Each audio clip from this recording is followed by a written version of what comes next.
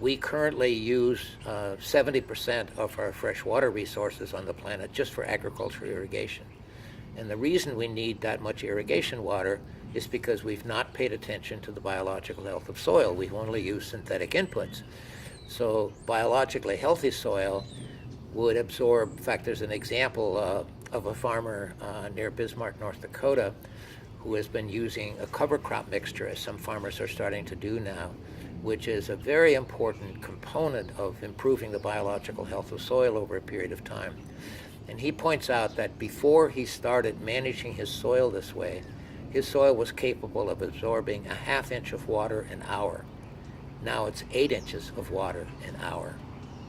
Now when you think about that in terms of more unstable climates, more floods, more droughts. So during flooding periods, the soil is going to be able to absorb much more water instead of running off and flooding, communities downstream.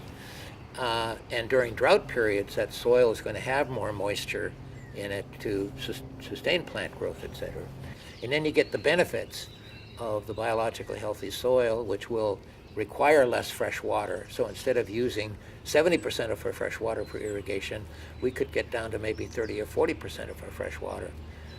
And that's going to be a major factor for our whole human society. If farmers include a mixture of the right kind of cover crops in a typical corn soybean rotation, for example, and after they've done that, 5 or 6 or 7 years, the soil quality begins to be restored to a point where they can reduce their fertilizer and pesticide input by 70% and still maintain their same yields. In addition to that, if you plant a cover crop into a corn soybean rotation mixture, instead of having green plants growing on a field 4 months out of the year, depending on where you are, can be 7, 8, or 9 months out of the year. So that sequesters more carbon.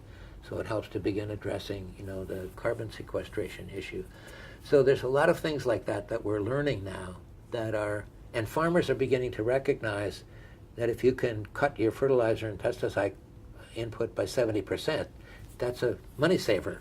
And so farmers who even 5 years ago would not have considered planting cover crops, even in places like Iowa, are now starting to plant cover crops.